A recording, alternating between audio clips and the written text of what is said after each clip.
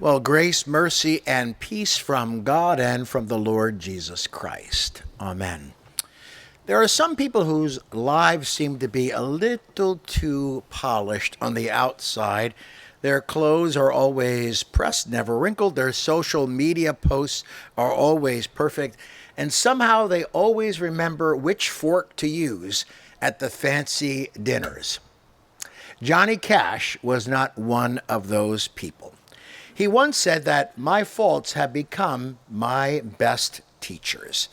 That may be one of the truest things that he ever said. As I mentioned last week, as we began our series, he spent years battling addiction. He made headlines sometimes for all of the wrong reasons. He was arrested more than once.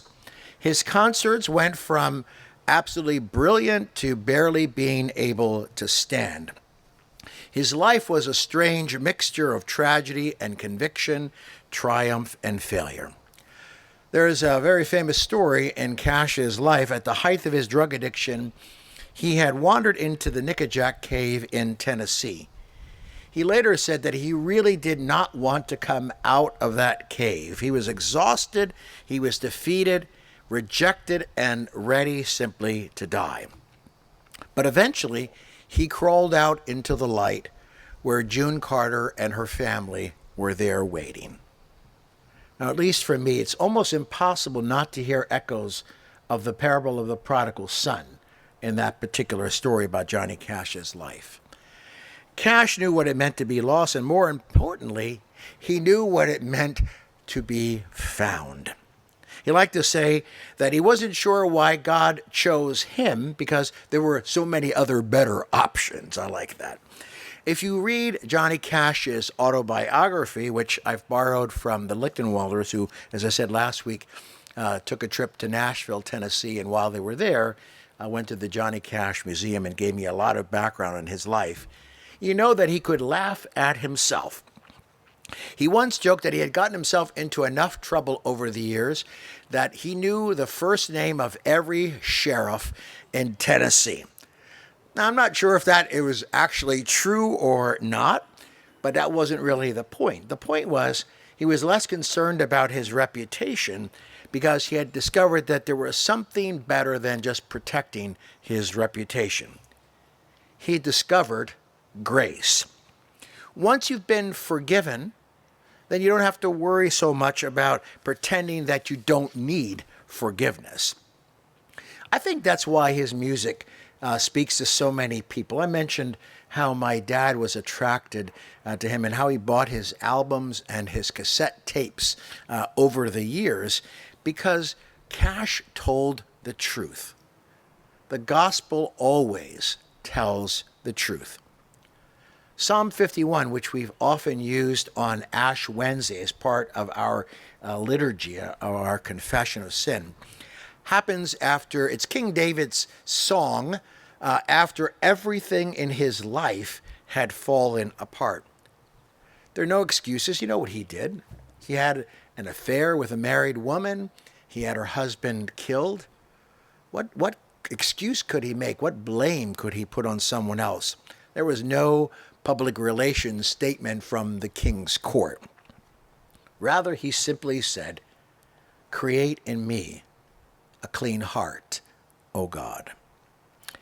David understood what we often resist.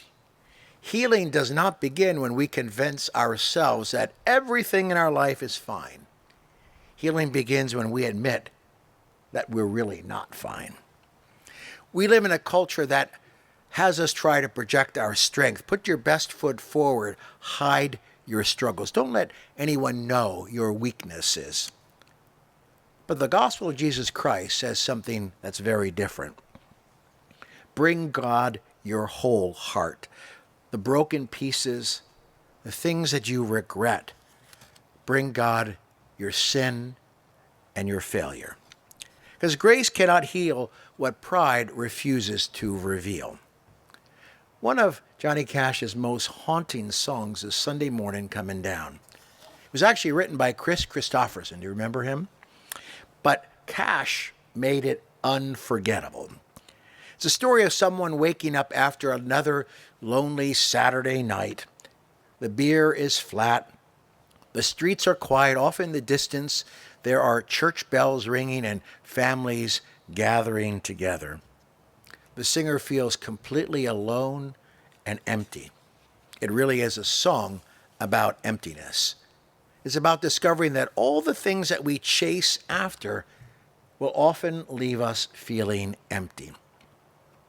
I suspect most of us have had our own version of Sunday morning coming down. It might not have been after a night of drinking. Maybe it was after chasing success, that even when we achieved whatever we had hoped for, we still didn't feel that our life was fulfilled.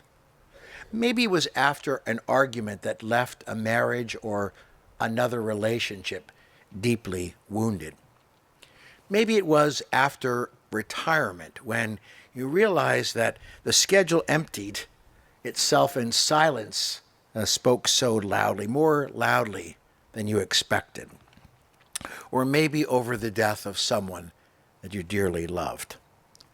There comes a moment, I think, for all of us when we discover what we have been feeding our souls isn't necessarily nourishing us at all. I think there's a spiritual emptiness in the souls of many people, including people who are in church on a Sunday morning in a pew, but they don't seem to be able to connect with God through Jesus Christ on Monday. Their life seems good when they're in the pew and in the community of God's people, but where is Jesus on Monday morning? The younger son in Luke's gospel story has his own version of Sunday morning coming down. He's basically told his father, I really want you to be dead. So just give me what my half of the inheritance is now. That's an awful thing to say to a parent. I'd rather have my money than you. So he wanders off. He spends everything. The friends that he had while he had money in his pocket to flash other people have all disappeared. He is, as we would say, he hit rock bottom because he's left to feeding the pigs. Then Luke says something that is remarkable in the text. He says he came to himself. I think grace often begins when we finally come to ourselves. Not that everything gets fixed, not that life somehow becomes easier, but when we finally stop pretending. Now, Jesus tells us that the Father didn't wait on the front porch. That would have been my dad with his arms crossed, still upset with what, as he called me, the kid had done. Rather, when he sees that younger son off in the distance, what does it say he does? He runs. He runs toward the son that had wished him dead and taken half of his money away from him. Now, men in the Middle East at that time did not run. If you imagine with a long gown, it was probably a little difficult to do. It would be like me when in church on a Sunday with the robe and trying to run. It's not so easy, but it was also an undignified thing for men to do. But not this father. Not this father at all. He runs because love outran his dignity. Grace outran his shame. Because the son can barely finish his nice rehearsed apology, the father is already calling for a robe, a ring, and sandals, and the feast. The only one that has a bad experience here is the fatted calf, right? Who has to die because the younger son came home. He welcomes him home as his family. Sometimes I think that we tend to picture God as a heavenly accountant with a very sharp pencil in his hand, keeping track of all the things that we have done wrong. But the Bible tells us a very different story about what the gospel is like. God is much more like this father in Luke 15, who seems to have forgotten how to do arithmetic altogether. Grace interrupts the math. Now, in Mark's gospel, Jesus is criticized for eating with tax collectors and sinners. Religious people ask each other, why does he eat with people like that? And Jesus' sentence in response changes everything. Those who are well have no need of a physician, but those who are sick do. I have come not to call the righteous, but the sinners. Imagine that. The religious leaders of Jesus' day were upset because he kept inviting the wrong people to dinner. And the remarkable thing about this all is that Jesus still does. Sometimes I quietly wonder if some churches put a sign over their front door about who is truly welcome in that church. And not literally, obviously, but I think some people believe, some churches believe, that people have to get their life together before they're going to be welcomed into that community of faith. Friends, that's not the way of Jesus Christ. He welcomed people first, and the transformation happened later. Grace came before growth. Grace came before growth. That's difficult because someone once told me that the church would rather clean the fish before we catch them. I like that phrase. We'd rather clean the fish before we catch them. But Jesus simply says, come and eat. You see, Johnny Cash understood that. Later in his life, he wrote this song, Help Me. It's really a simple prayer. It isn't flashy or poetic, but it's painfully honest. Help me walk one more mile. As I said last Sunday, I think faith is often not simply about climbing the mountains, right? It's about putting one foot in front of each other, right? One foot and then the next, one step at a time. One more prayer, one more act of forgiveness, one more morning of waking up and trusting God with whatever will happen that day. Maybe the holiest of our prayers at times could be simply those words, help me. I think that comes to us when we finally realize that we cannot save ourselves. We cannot save ourselves. One of the gifts that I think Johnny Cash's life and his music gave to all of us is the ability to admit our weakness and publicly.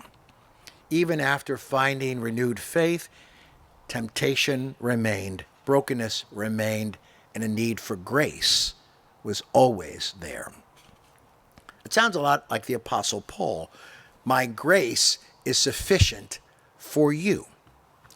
Not because we stopped needing it, but because we never stopped receiving it. The Christian life is never about graduating from grace. I have finally arrived, and I can do it on my own. I no longer need the grace of God. No, it's rather living more deeply into God's grace. I think that's where people were drawn to Johnny Cash. He wore black, but he pointed to the light. He acknowledged sin, but he never stopped pointing to redemption. He believed that no matter how far anyone had wandered from God, God could still find them. And God can still find you. Because that was Johnny Cash's story. It was David's story. It was the prodigal son's story.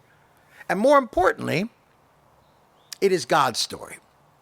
Because the hero, if you look at English and English literature, the hero in this story, and not any of those characters, it's always about the God who keeps looking, who keeps forgiving, keeps restoring, and then throws a welcome home party for the sinner. Maybe that's exactly what one person here or more needs to hear this day. Maybe you have been carrying guilt in your life, in your heart, for many, many years. Maybe you've convinced yourself that you have really wandered too far from the truth. Perhaps you've had your own Sunday morning coming down. But here is the good news. That's what the gospel is all about, is good news. It's not just about calling us out. It's about giving us hope. The Father is already running. Jesus is setting another place at the table for you and for me. Grace has always been moving toward us even when we thought that we were moving away from God. At the end of Psalm 51, David asks for a clean heart, not a rewritten history. His history is right there in the Bible. We can't whitewash what happened to David, but he asked for a new heart. That's what grace does. That's what the cross is really all about. The cross calls us home. Jesus said, I lived for you, and I died for you. What will you do in response? It doesn't erase every scar. It gives those scars a new story. It doesn't pretend that brokenness never happened. Rather, it transforms brokenness into testimony. One of the songs that we sang at Vacation Bible School this past week, you'll know it. Some of them you wouldn't know, but this one you would. It's me, oh Lord, standing in the need of prayer. I thought you heard it before. It's me, oh Lord, standing in the need of prayer. Not my father nor my mother, but it's me, oh Lord, standing in the need of prayer. Not my brother or my sister, but it's me, oh Lord, standing in the need of prayer. Not the preacher or the teacher, but it's me, oh Lord, standing in the need of prayer. It's me. It's me. It's me, oh Lord, who is standing in the need of prayer. As I said last week, Johnny Cash nearly always walked on stage and offered this line, hello, I'm Johnny Cash. There was something wonderfully unpretentious about that. No titles, no disguises, just honestly. I think really that's the way that God invites us to come before him. Hello, Lord. It's me. You already know who I am. You know what I've done. You know where I've been. And yet, here I am, standing before you. The miracle of the gospel is every time we come honestly before God, God opens up his arms and says, my beloved child, welcome home.